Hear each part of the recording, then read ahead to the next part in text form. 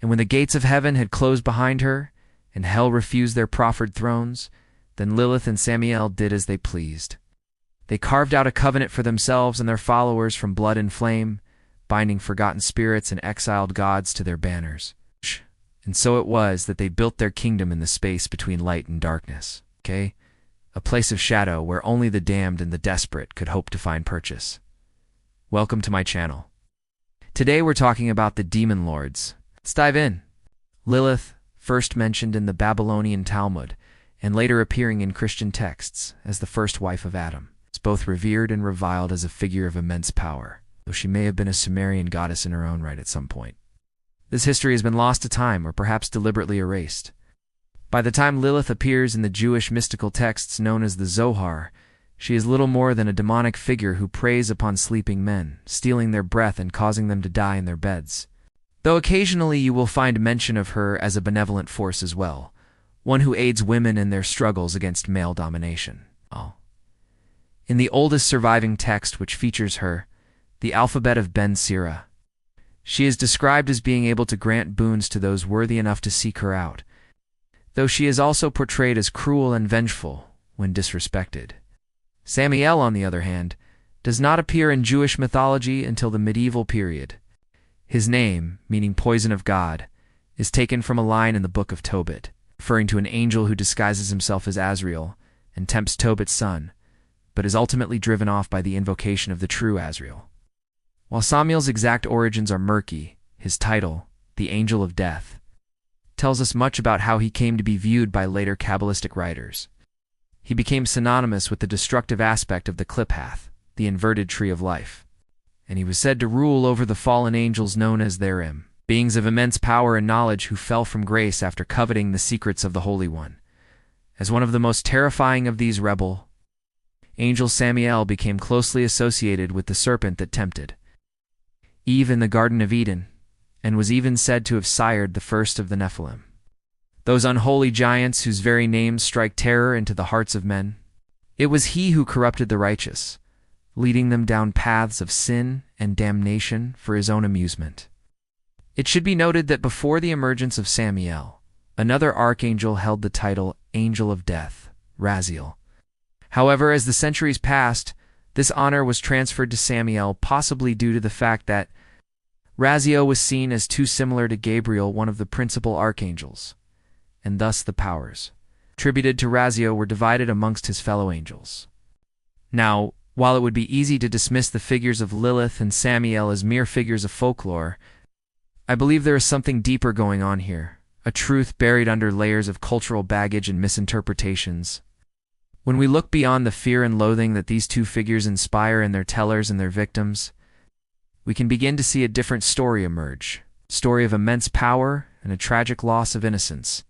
From the time of their first appearances in the Babylonian Talmud to their later roles in medieval Jewish folklore, Lilith and Samael are consistently depicted as dangerous and destructive forces. However, a closer examination of their roles in these texts reveals a more complex and nuanced picture.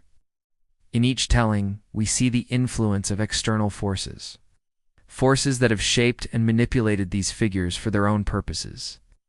Take, for example, the story of Lilith's seduction of Adam, as told in the alphabet of Ben Sira. In this text, Lilith is portrayed as a temptress, a figure of immense beauty and power who preys upon the innocence of man. She lures Adam away from the safety of the garden with promises of pleasure and excitement, only to abandon him when he is no longer of use to her. On the surface, this story seems to be a cautionary tale, a warning to men about the dangers of lust and the importance of remaining faithful to God. But what if we were to consider this story from Lilith's perspective? What if we were to view her not as a villain, but as a victim of circumstance? See, when we look at the story of Adam and Eve in Genesis, we see a couple who are living in a state of innocence and bliss. They are free from pain, suffering, and death, and their relationship is uncorrupted by outside influences. However, when Lilith enters the picture, everything changes. Suddenly, Adam is faced with a choice between the comfortable familiarity of his life with Eve and the excitement and allure of Lilith. In this story, Lilith is not simply a temptress, but a catalyst for change. She is the force that awakens Adam to the possibilities that exist beyond the garden. and when he chooses to follow her. He is no longer the same man who entered the garden with Eve. He is now changed by his experiences with Lilith. And this change is what leads to his fall from grace. In this reading of the story, Lilith is not a villain, but a tragic figure who is ultimately misunderstood. She is a victim of the patriarchal society that views her as a temptress and a whore, a woman who is blamed for the fall of man.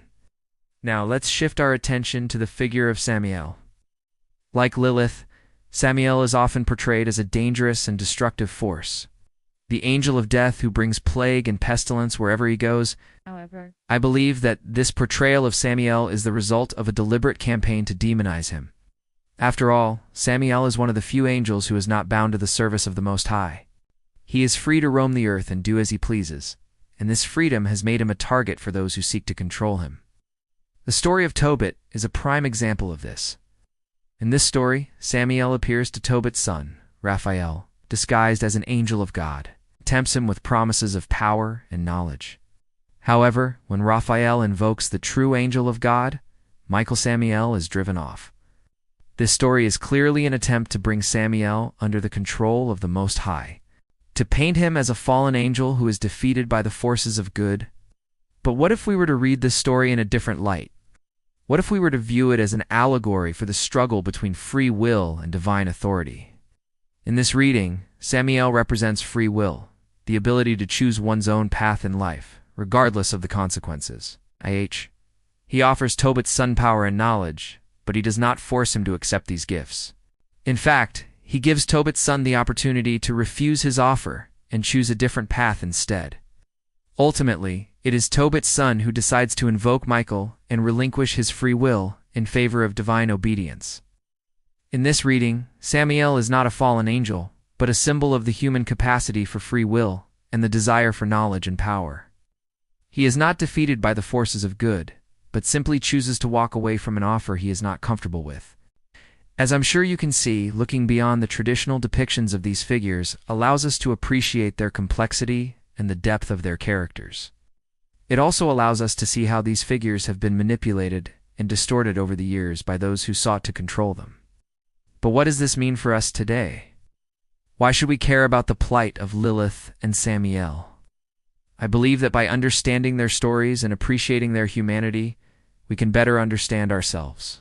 We can see how our own desires and fears shape our perceptions of the world, and how we are often our own worst enemies. Lilith and Samael represent the shadow aspects of ourselves, the parts of ourselves that we fear and reject. But it is precisely these aspects of ourselves that make us human. By embracing them, we can become more whole and complete individuals. Thank you for watching.